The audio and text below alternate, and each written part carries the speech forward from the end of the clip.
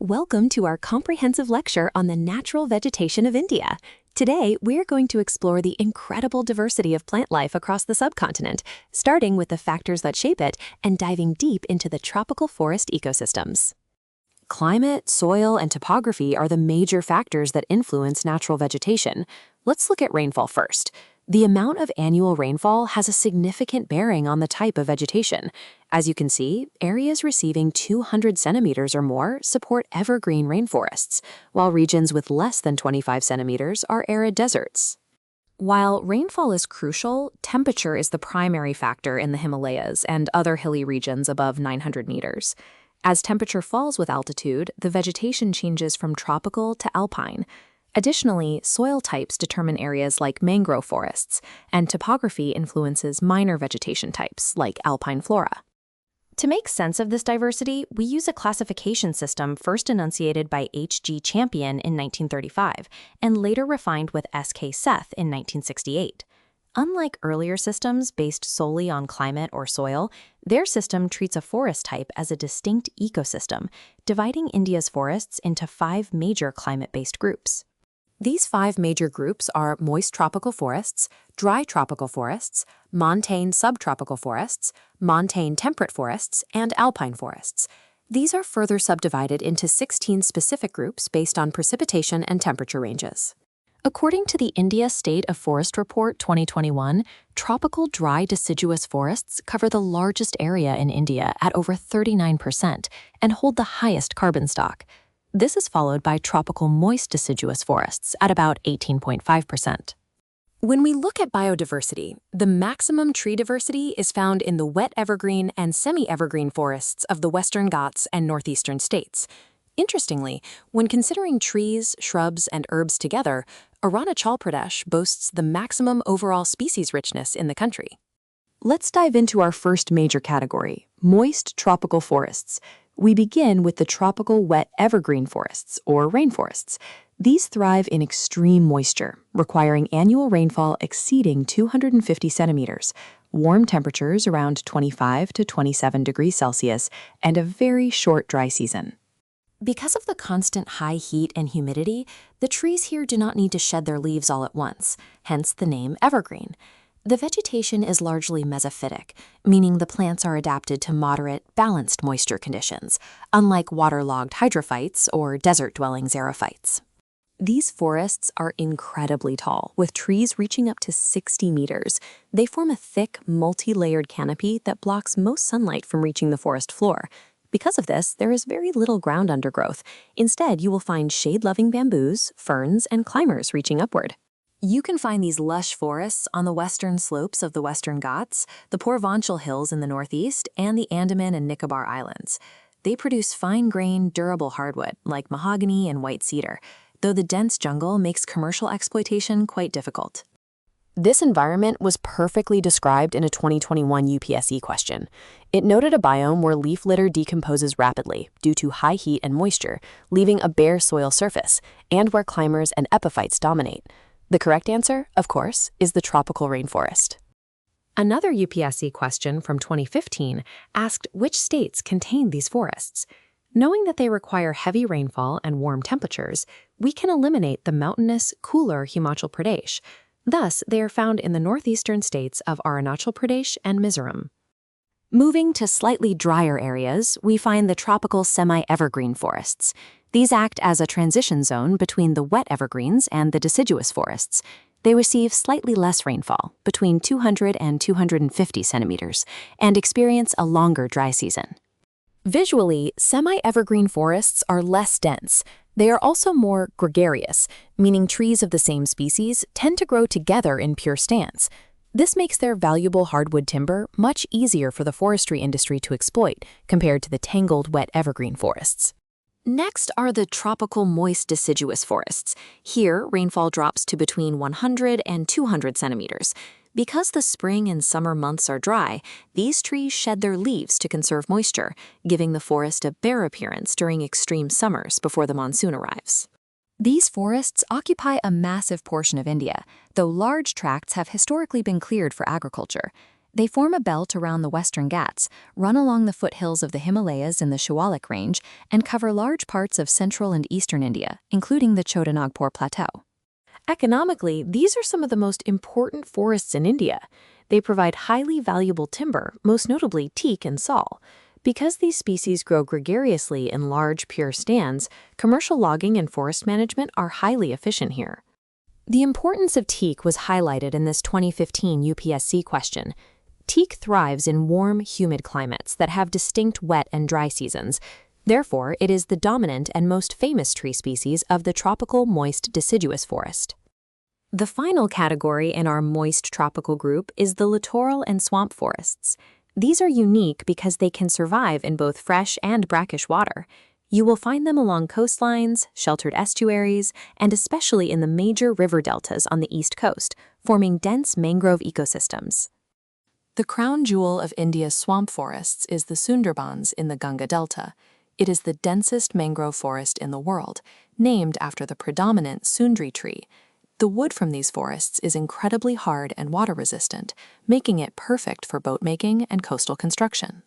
Let's look at a fascinating interaction between humans and tropical vegetation. A 2015 UPSC question asked about living root bridges.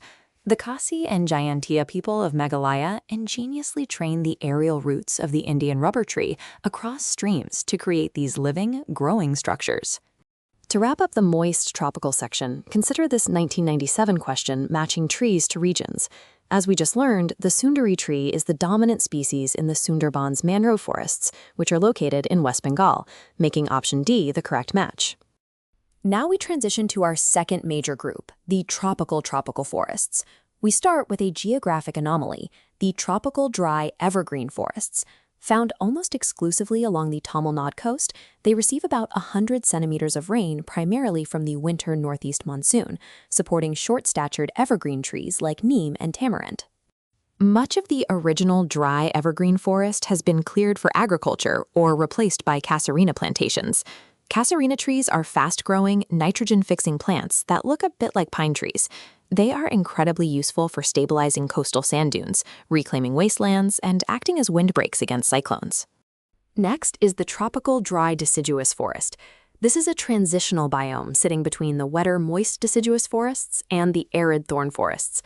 Because the canopy is uneven and trees only reach about 20 meters, plenty of sunlight hits the forest floor, allowing thick grasses and climbers to grow.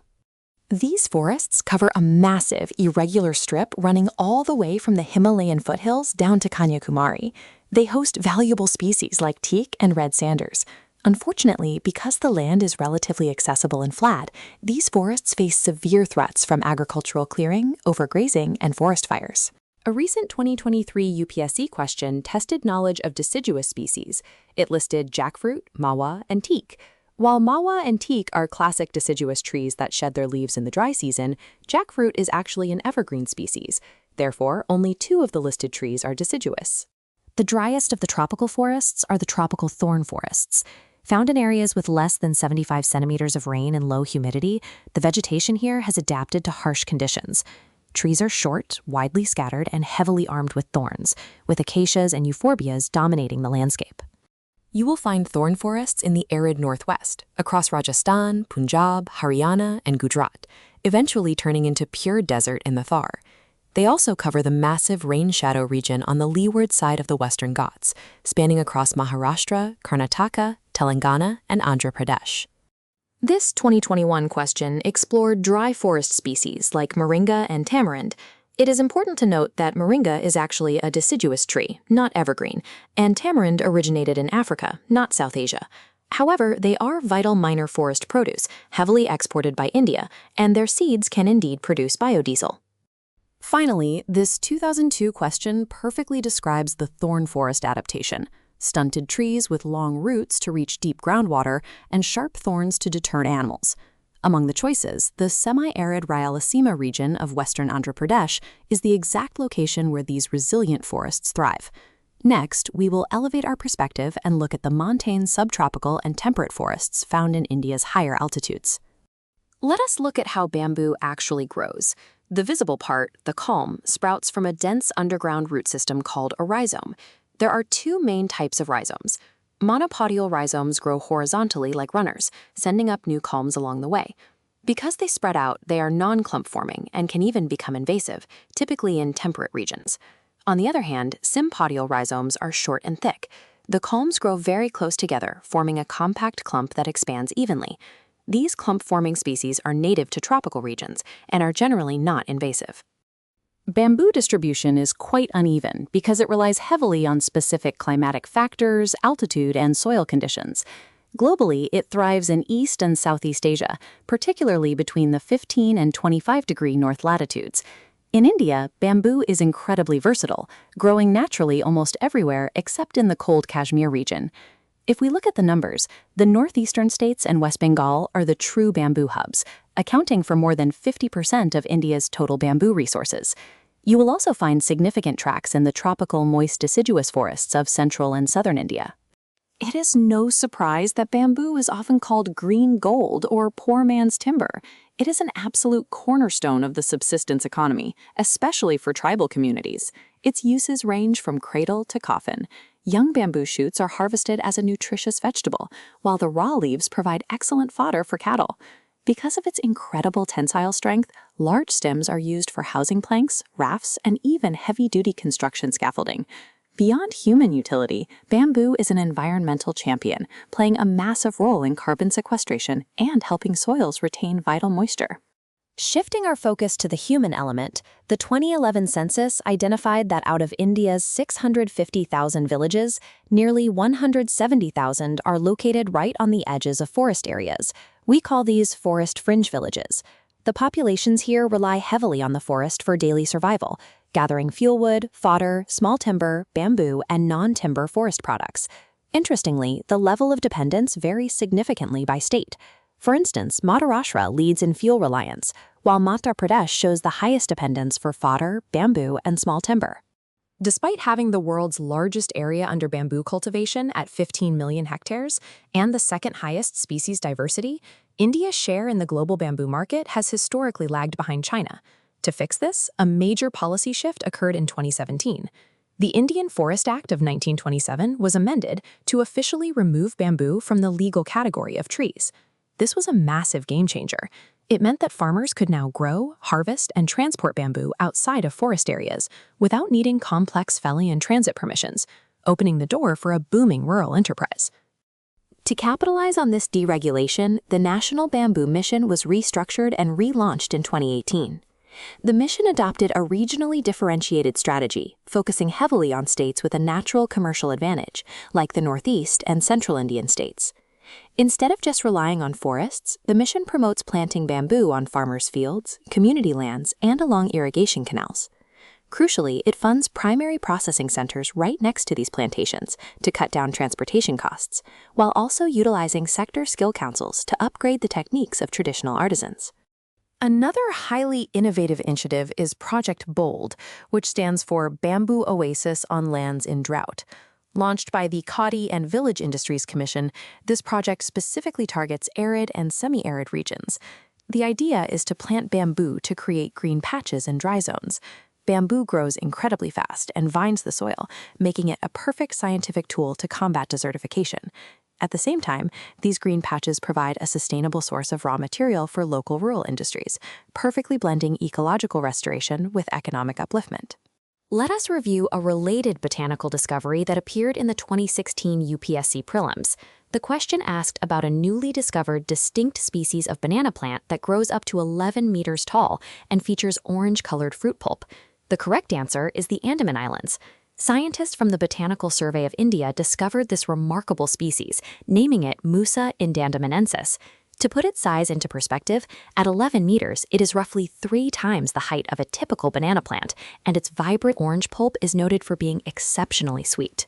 Looking at a historical environmental issue, a 1998 UPSC question presented a map of India with 4 labeled forest regions, asking which one suffered a serious epidemic in 1997. The correct answer corresponds to Region 3, which represents the sal forests of central India. During that year, these majestic saw forests were devastated by an infestation of millions of tiny borer beetles.